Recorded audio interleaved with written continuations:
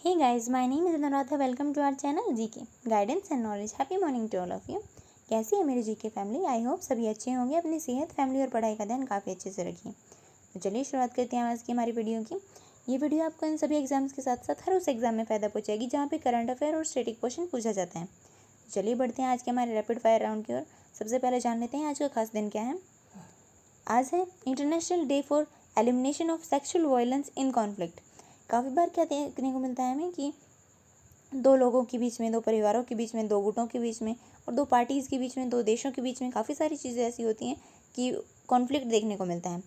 लेकिन उसका negative impact किसके ऊपर पड़ता है? इसकी वजह से क्या होता है कि जो लड़ाई करने वाला गुट है वो क्या करता है कि जो दूसरा गुट है उसके साथ में, उसकी फैमिली के साथ में, उनके वुमेन के साथ में काफ़ी ज़्यादा वायलेंस करते हैं, उनके साथ मतलब उनका रेप कर देते हैं, कभी कुछ कर देते हैं, कभी कुछ कर देते हैं। तो उसको एलिमिनेट करने के लिए, अवेयरनेस फैलाने के लिए इस दिन को सेलिब्रेट किया जाता है। आपने भी काफ़ी बार देखने को मिला होगा अपने आस पड़ोस में किसी की लड़ाई होती है तो वो ज़्यादातर जोर लेडीज़ के ऊपर दिखाने की कोशिश करती हैं, जो कि गलत चीज़ है। चलिए बढ़ते हैं आज के हमारे क्वेश्चन की ओर। 8th Asian defence minister meeting है, मीटिंग प्लस है, उसके बारे में हमें बताना है इनमें से कौन सी स्टेटमेंट करेक्ट है। ये एक एनुअल मीटिंग है जो 10 एशियन कंट्रीज़ हैं उनके डिफेंस मिनिस्टर्स की। फिर ब्रुनई है, इस बार उसका इस मीटिंग की चेयर की है इसने। फिर इंडिया है, उसने पार्टिसिपेट किया है एक डायलॉग पार्टनर के रूप में। इनमें से कौन सी स्टेटमेंट करेक्ट है? हमारे ऑप्शन है first and second, second and third, first and third, या फिर ये सभी के सभी। तो हमारा आंसर क्या होगा? हमारा आंसर होगा डी, बिकॉज ये सभी के सभी स्टेटमेंट करेक्ट हैं। देख लेते हैं इसके बाद। यूनियन डिफेंस मिनिस्टर जो हमारे श्री राजनाथ सिंह हैं वो रिसेंटली पार्टिसिपेट किए हैं इस मीटिंग के अंदर। उन्होंने रिसेंटली पार्टिसिपेट किया है इस मीटिंग के अंदर। बात की है ओपन एंड इंक्लूसिव ऑर्डर जो इंडो पैसिफिक रीजन है उसके अंदर रिस्पेक्ट, इसके अंदर बोला गया है कि रिस्पेक्ट करनी चाहिए सोवरेनिटी और टेरिटोरियल इंटीग्रिटी किसी भी देश की। फिर ADMM प्लस है, ये एक एनुअल मीटिंग है जो 10 एशियन कंट्रीज़ हैं, association of south east Asian इनकी, और साथ में इसके 8 डायलॉग पार्टनर्स कंट्रीज़ भी हैं। कौन कौन सी? Australia, China, India, Japan, New Zealand, republic of Korea, Russia and United State. हाँ बिल्कुल, यूनाइटेड स्टेट्स हैं, वो इसका एक डायलॉग पार्टनर है। फिर हमारा अगला क्वेश्चन है प्रोटेक्शन। ये रिसेंटली न्यूज़ में देखने को मिला है। ये कौन से एक्ट से रिलेटेड है? कौन सा एक्ट जो फैसिलिटेट करता है सेफ हार्बर प्रोटेक्शन को? हमारे ऑप्शन हैं एक्स्ट्राडिशन एक्ट जो 1962 का है वो, इंफॉर्मेशन टेक्नोलॉजी एक्ट 2000 है वो, गुड्स एंड सर्विसेज एक्ट 2017 का, या फिर फ्यूगेटिव इकोनॉमिक ऑफेंडर एक्ट 2018 का। तो हमारा आंसर क्या होगा? हमारा आंसर होगा बी। चलिए देख लेते हैं इसके बारे में। रिसेंटली क्या हुआ है, ट्विटर के ऊपर काफ़ी कुछ देखने को मिल रहा है तो उसकी वजह से ये न्यूज़ में है। रिसेंटली मिनिस्ट्री ऑफ इलेक्ट्रॉनिक और इंफॉर्मेशन टेक्नोलॉजी, इसके अकॉर्डिंग ट्विटर है उसने वो फेल हो गया है कंप्लाई करने में आईटी रूल्स हैं 2021 के उनको। इसका मतलब है कि सेफ हार्बर प्रोटेक्शन जो सेक्शन 79 के अंदर डिफाइन किया गया है उसको विड्रॉ कर लिया गया है ट्विटर के लिए। इसके अंदर क्या है, ये प्रोवाइड करवाता है safe harbour protection social media giants को। सोशल मीडिया जायंट्स जैसे कि हम देख सकते हैं ट्विटर है, व्हाट्सएप है, फेसबुक है, टेलीग्राम है। इसके अंदर क्या बताया गया है कि इसके अंदर कोई भी जो इंटरमीडिएटरी है जैसे कि ये सोशल मीडिया जायंट्स हैं वो लीगली और लाइबल नहीं है, अदरवाइज लाइबल नहीं है थर्ड पार्टी इन्फॉर्मेशन के लिए, डाटा के लिए या फिर कम्युनिकेशन लिंक के लिए जो कि इनके प्लेटफॉर्म के ऊपर अवेलेबल है। इसका मतलब है कि ये तब तक, देखो सिंपल सी बात क्या है कि हम किसी प्लेटफॉर्म को यूज़ करते हैं, जैसे कि व्हाट्सएप यूज़ करते हैं, हम मैसेज भेजते हैं किसी के पास में, वो मैसेज सामने वाले के पास पहुंच जाता है। जैसे हमने भेजा है, अगर वैसा क्या वैसा चला गया तो कोई प्रॉब्लम है नहीं, लेकिन अगर तब तो कोई प्रॉब्लम नहीं है, तब तक हमारी रिस्पॉन्सिबिलिटी है, मेरी मतलब कि मैंने भेजा है तो मेरी, और जिसने रिसीव किया है उसकी। लेकिन इनकी रिस्पॉन्सिबिलिटी कब आती है? इनकी रिस्पॉन्सिबिलिटी तब आती है जब ये एक मैसेंजर की तरह काम नहीं करते हैं, बल्कि ये उस डेटा को चेंज करते हैं या फिर उसके अंदर कोई मॉडिफिकेशन करते हैं और फिर उसे सामने वाले के पास भेजते हैं, जिसकी वजह से कुछ भी जो मिस हैपनिंग हो जाती है तो उस टाइम पे इनके ऊपर ये प्रॉब्लम देखने को मिलती है। तो आप इसके बारे में ध्यान रखिएगा। फिर हमारा अगला क्वेश्चन है, हमें इन सभी स्टेटमेंट को वीनस के रिगार्डिंग कंसिडर करना है। वीनस है वो एक ब्राइट, वीनस है वो चमकता है। क्यों चमकता है? क्योंकि उसके अंदर थिक क्लाउड कवर है, जो कि अगर उसके ऊपर लाइट पड़ती है तो वो या तो उसको रिफ्लेक्ट कर देता है या फिर स्कैटर कर देता है, मतलब कि या तो उसको उसी टाइम वापस भेज देगा या फिर उसको फैला देगा। तो फिर क्या है, वीनस है उसे अर्थ का जुड़वा बुलाया जाता है क्योंकि उन दोनों का साइज जो है वो सिमिलर है। इनमें से कौन सी स्टेटमेंट करेक्ट है हमें ये बतानी है। हमारे ऑप्शन है फर्स्ट ओनली, सेकंड ओनली, दोनों या फिर दोनों में से कोई नहीं। हमारा आंसर क्या होगा? हमारा आंसर होगा सी, बिकॉज दोनों की दोनों स्टेटमेंट है वो करेक्ट है। जान लेते हैं, अर्थ है वो वीनस से,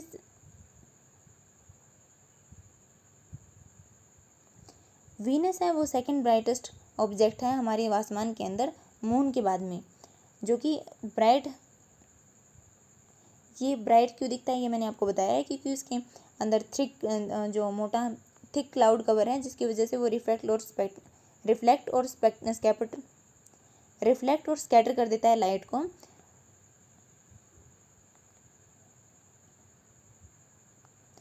और वीनस है वो सेकंड क्लोजेस्ट प्लैनेट है सन से, और जो उससे पहले कौन है? सबसे पहले मर्क्यूरी, फिर वीनस है। ये हम नीचे देख भी सकते हैं, ये हम आगे देखेंगे। जिसकी वजह से, और फिर अर्थ का जुड़वा क्यों माना जाता है? क्योंकि इसका इन दोनों का ही साइज सिमिलर है, ये दोनों ही,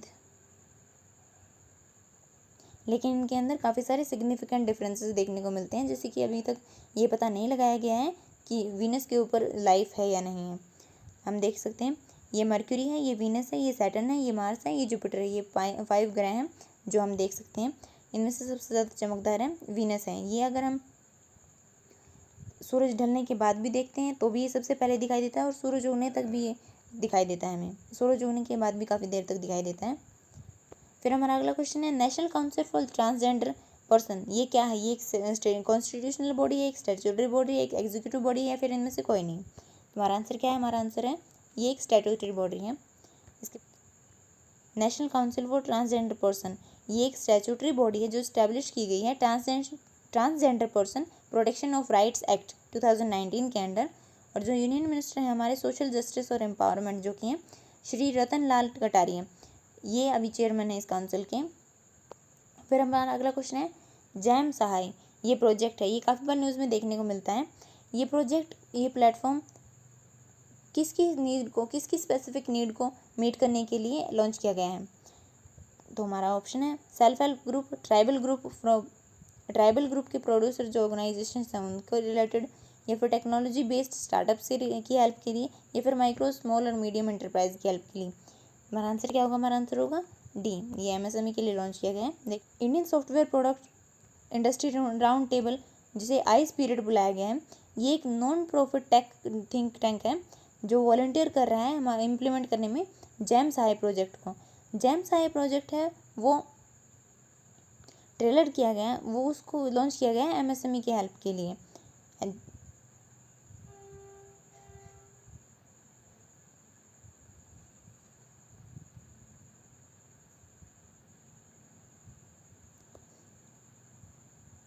इसके अंदर सेलर्स हैं वो अप्लाई करते हैं लोन के लिए और उन्हें इजीली एक्सेसिबल हो जाता है लोन मोबाइल एप्लीकेशन। इन सभी स्टेटमेंट को कंसिडर करना हमें किसके रिगार्डिंग?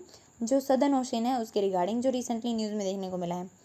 ये रिसेंटली डिक्लेयर हुआ है वर्ल्ड का फिफ्थ ओशन बना है ये, और ये एक पहला ओशन है जो कम्प्लीटली इम्बार्क करता है एक कॉन्टिनेंट को, ना कि कोई कॉन्टिनेंट इसे इम्बार्क करता है। इसका सिंपली मतलब क्या है कि जनरली देखने को मिलता है कि एक, फिर क्या है, सदर्न ओशन है वो एक ओनली ऐसा ओशन है जो कि 3 ओशन को टच करता है, जिनके नाम है पैसिफिक, आर्कटिक और इंडियन ओशन। हमारे ऑप्शंस हैं, इनमें से कौन सा करेक्ट हमें ये बताना है। First and third, first only, या फिर ये तीनों की तीनों। हमारा आंसर क्या होगा? हमारा आंसर होगा ए, बिकॉज यहाँ पे आर्कटिक नहीं, यहाँ पे अटलांटिक आएगा। चलिए देख लेते हैं इसको। और ये कमाल की बात है कि ये अकेला एक ऐसा ओशन है जो कि एक, आप यहाँ पे देख भी पाएंगे, एक कंट्री को इम्बार्क करता है, एक कॉन्टिनेंट को इम्बार्क करता है, ना कि कोई कंट्री से इम्बार्क करती है या फिर कॉन्टिनेंट। रिसेंटली क्या हुआ है, जो वर्ल्ड ओशन डे जो 8 जून को सेलिब्रेट किया जाता है, उसके ऊपर नेशनल जियोग्राफिकल मैगजीन है उसने रिकॉग्नाइज़ किया है सदर्न ओशन को वर्ल्ड का 5th ओशन। अभी तक हमें सिर्फ 4 ओशन सुनने को मिलते हैं, जो कि अटलांटिक, पैसिफिक, इंडियन और आर्कटिक ओशंस होते हैं, लेकिन अभी 5th ओशन डिक्लेयर किया गया है। मतलब अगर आपसे अभी कोई पूछता है कि हमारे देश में, हमारी दुनिया के अंदर कितने ओशंस हैं, तो हमें 4 नहीं 5 बताने होंगे। और ये ऐसा ओशन है जो कि 3 कंट्रीज़ को टच करता है, जैसे पैसिफिक, अटलांटिक और इंडियन ओशन को। ये हमने बताया भी है क्वेश्चन के अंदर। और इसे डिवाइन किया जाता है एक अंटार्कटिक सर्कुलेशन सर्कमपोलर करंट के रूप में भी, क्योंकि ये 34 मिलियन ईयर्स एगो इसे ये फॉर्म हुई थी। और ये करंटली फ्लो होती है वेस्ट से ईस्ट की तरफ, किसके, आर्कटिक के अराउंड। आप यहाँ पे देख सकते हैं, ये मैप में आप देख ही पाएंगे इजीली। ये पैसिफिक ओशन है, ये इंडियन ओशन है, यहाँ पे सदर्न ओशन है, और ये अटलांटिक देखने को मिलेगा आपको, और ये आर्कटिक है। फिर अगला क्वेश्चन क्या है, children and digital dump site report, ये पब्लिश की गई है रिसेंटली, किसके द्वारा, international solid waste association ISWA के द्वारा, वर्ल्ड हेल्थ ऑर्गेनाइजेशन WHO के द्वारा, वर्ल्ड ट्रेड ऑर्गेनाइजेशन WTO के द्वारा, या फिर वर्ल्ड इकोनॉमिक फोरम WEF के द्वारा। हमारा आंसर क्या होगा, हमारा आंसर होगा बी। चलिए देख लेते हैं इसके बारे में। ये किसके रिगार्डिंग है, किसके रिगार्डिंग बनाई गई है, जो एक्सपोजर होता है चिल्ड्रन का, उनकी हेल्थ के ऊपर जो इम्पैक्ट पड़ते हैं ई वेस्ट एक्सपोजर की वजह से, उसके ऊपर रिलीज़ की गई है WHO के द्वारा। इस रिपोर्ट के अकॉर्डिंग दुनिया के अंदर 18 मिलियन चिल्ड्रन एडोलसेंट ऐसे हैं जो काम करते हैं ऐसे एरिया में जहाँ पे ई वेस्ट डंप साइट्स होती हैं, किन कंट्रीज़ के अंदर, जो लो और मिडिल इनकम कंट्रीज़ हैं उनके अंदर। और इसकी वजह से उनके अंदर काफ़ी ज़्यादा पोटेंशियल होती है कि वो उनकी हेल्थ है उसके ऊपर काफ़ी ज़्यादा सीवियर और हैज़ार्डस इम्पैक्ट पड़े। ये ई वेस्ट है, ये ई वेस्ट मैनेजमेंट है वो हाई इनकम कंट्रीज़ के द्वारा डंप किया जाता है मिडिल और लो इनकम कंट्रीज़ के अंदर हर साल, ताकि प्रोसेसिंग की जा सके इसकी। ई वेस्ट डिसमेंटल किया जाता है, रिसाइकिल किया जाता है इन बच्चों के द्वारा, जो कि इनकी हेल्थ के ऊपर बहुत ज़्यादा बुरा इम्पैक्ट डालता है। ये कंटेन करता है 1000 प्रीशियस मेटल, इसके अंदर 1000 से भी ज़्यादा प्रीशियस मेटल देखने को मिलते हैं, जिसके अंदर कुछ सब्सटेंसेस देखने को मिलते हैं, जैसे कि गोल्ड है, कॉपर है, मर्क्यूरी है, पॉलीक्लिनिक एरोमेटिक हाइड्रोकार्बन्स हैं। इसके अंदर प्रोसेसिंग की जाती है लो इनकम कंट्रीज़ के, ये इनकी प्रोसेसिंग की जाती है लो इनकम कंट्रीज़ के द्वारा, जो कि जिनके अंदर प्रॉपरली सेफ गार्ड रेगुलेशंस भी नहीं होती हैं, और उनके द्वारा उनके लिए कुछ सेफ्टी किट्स वगैरह भी नहीं लाई जाती हैं, जिसकी वजह से ये सिचुएशन है वो और भी ज़्यादा डेंजरस बन जाती है, और भी ज़्यादा खतरनाक हो जाती है, क्योंकि उनका एक्सपोजर बहुत जल्दी हो जाता है, और बच्चों के बॉडी पार्ट्स हैं वो इतना सहन नहीं कर पाते हैं कि वो इस एक्सपोजर को बर्दाश्त कर पाएँ और सेफ रह सकें। फिर हमारा अगला क्वेश्चन है, यूनियन गवर्नमेंट ने रिसेंटली पेड किया ट्रिब्यूट किसे, जो शहीद राम प्रसाद बिस्मिल है उनके बर्थ एनिवर्सरी के ऊपर, किसके पार्ट, ये किसका पार्ट है, आज़ादी का अमृत महोत्सव उसका पार्ट है, जो हमारे 75th एनिवर्सरी मनाई जाएगी, उसके लिए काफ़ी ज़्यादा तैयारियाँ की जा रही हैं, तो उसी से रिलेटेड है ये।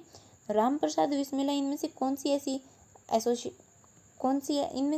ऐसी चीज़, तो हमें बताना है कि राम मनोहर लोहिया इनमें से किसके साथ एसोसिएटेड नहीं है। तो हमारे ऑप्शंस हैं Hindustan Republic socialist association, Kakori conspiracy case, या फिर लाहौर कॉन्स्पिरेंसी केस, या फिर मणिपुर कॉन्स्पिरेंसी केस।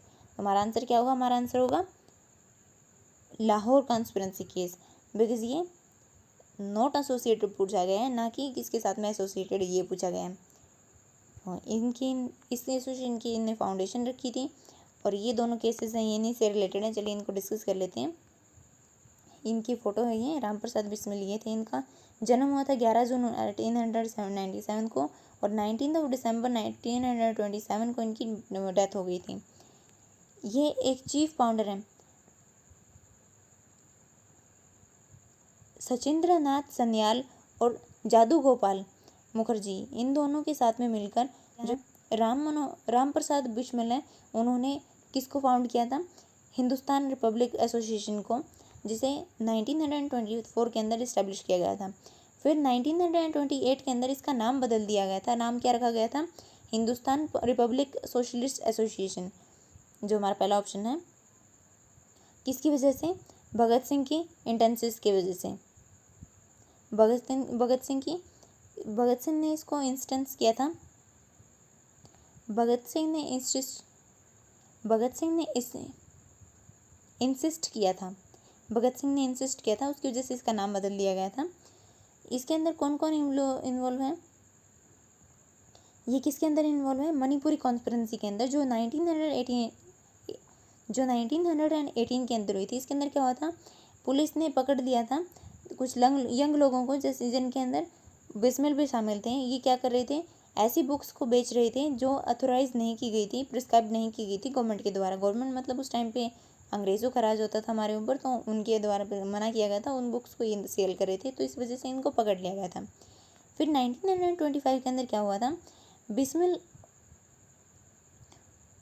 और उसके कुछ साथियों ने, जिनके अंदर चंद्रशेखर आज़ाद और अशफाक उल्लाह खान हैं, इन्होंने डिसाइड किया था कि ये एक ट्रेन है जो काकोरी से गुजरेगी लखनऊ के आसपास, लखनऊ के पास ये जगह, लखनऊ के अंदर है, लखनऊ के पास ये जगह, उसके अंदर एक ट्रेन को लूटने का प्लान किया था इन्होंने। वो उसको लूट भी लिया था, लेकिन बाद में इनको अरेस्ट कर लिया गया था। इनको और इनकी कुछ दर्जनों साथियों को भी अरेस्ट कर लिया गया था, और एक वीक के अंदर इनके ऊपर अटैक किया गया था।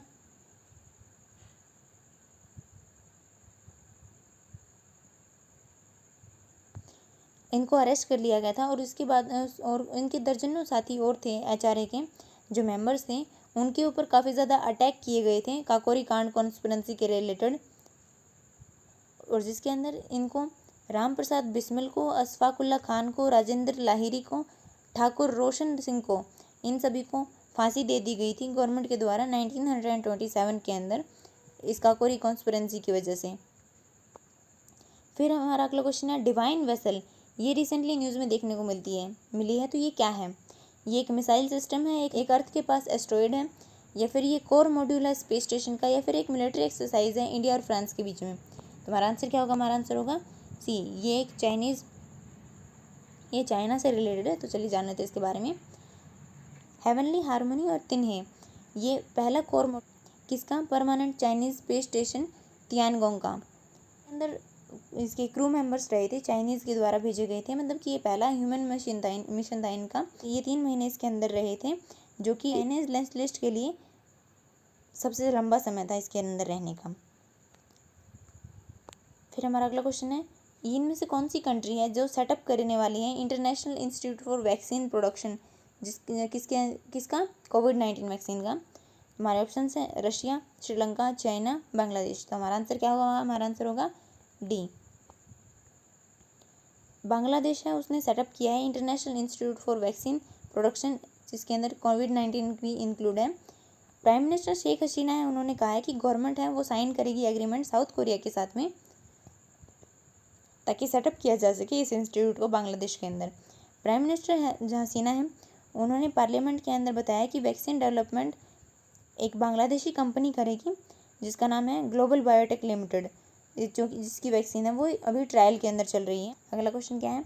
ये क्वेश्चन वो है जो मैंने आपसे कल पूछा था, इसका आंसर देख लेते हैं।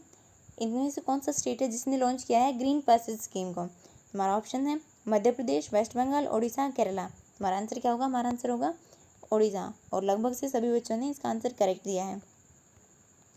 ये प्रोवाइड करवाएगा फ्री एजुकेशन, जो बच्चे हैं जिन बच्चों ने अपने पेरेंट्स को खो दिया है कोविड-19 पैंडेमिक की वजह से, और इसके अंदर इम्प्लीमेंट की जाएगी कि जो स्टूडेंट हैं वो उनकी जो एजुकेशन की कॉस्ट है वो गवर्नमेंट है वो बियर करेगी, स्कूल की फ़ीस से लेकर। और कोई भी बच्चा अगर प्राइवेट इंस्टीट्यूशन के अंदर भी पढ़ना चाहता है तो उसकी भी कॉस्ट ये गवर्नमेंट खुद उठाएगी, और हर महीने उनको 2000 पर मंथ, हर महीने उनको 2000 रुपये दिए जाएंगे इस स्कीम के अंदर, एक पेंशन की तरह। और इसके अंदर फ्री एजुकेशन दी जाएगी हर बच्चे को जिन्होंने अपने माँ बाप को खो दिया है। ग्रीन पैसेज स्कीम है, ये एक हिस्टोरिक स्टेप है ताकि जो अनाथ बच्चे हैं उनके सपनों को पंख लगाए जा सके, उनको सपोर्ट प्रोवाइड किया जा सके। ओडिशा है वो इंश्योर करना चाहता है हायर एजुकेशन के अंदर उनका सोशल इंक्लूजन, उड़ीसा इंश्योर करना चाहती, और ओडिशा स्टेट की गवर्नमेंट है या ओडिशा स्टेट है वो इंश्योर करना चाहता है उनका इन्वॉल्वमेंट किसके अंदर, हायर एजुकेशन और सोशल इंक्लूजन करना चाहता है उनका। इसके अंदर एग्जाम्प्ट क्या किया गया है, एडमिशन फ़ीस नहीं देनी पड़ेगी उनको, एग्जामिनेशन फ़ीस नहीं देनी पड़ेगी, ट्यूशन फ़ीस नहीं देनी पड़ेगी और बोर्डिंग और लॉगिंग फ़ीस भी नहीं देनी पड़ेगी। और बेनिफिट होगा 16,382 चिल्ड्रंस को। फिर इंस्टीट्यूशन कौन कौन से हैं, गवर्नमेंट हो, ग्रांट हैं जो ग्रांट इन एड कॉलेजेस हैं उनके अंदर, नॉन गवर्नमेंट कॉलेज के अंदर और यूनिवर्सिटीज़ के अंदर। फिर हमारा ये क्वेश्चन है, इसका आंसर आपको बताना है इनमें से कौन सा नेशनल मरीन हेरिटेज कॉम्प्लेक्स है। नेशनल मरीन हेरिटेज कॉम्प्लेक्स जो कुछ ऐसा दिखाई देगा, इसका ये मॉडल है, ये एस्टेब्लिश किया जाएगा। इनमें से कौन सा एनिसेंट पोर्ट है, उसके पोर्ट सिटी है उसके अंदर। हमारे ऑप्शन हैं कैलिकट, लोथल, तुतिकोरिन या फिर अरिकमेडू। तो आपको इसका आंसर बताना है कमेंट सेक्शन के अंदर और अपना स्कोर बताना मत भूलिए। कमेंट सेक्शन के अंदर अपना स्कोर ज़रूर इंक्लूड कीजिए और आप क्या क्या चाहते हैं, क्या क्या इंक्लूड करना चाहिए, क्या क्या कमियां देखने को मिल रही है वीडियो के अंदर, उसको भी ज़रूर बताइए ताकि उसको इम्प्रूव किया जा सके। So this is it for today, thank you for listening, don't forget to like share and subscribe, also provide your suggestions to improve. जय हिंद, जय भारत।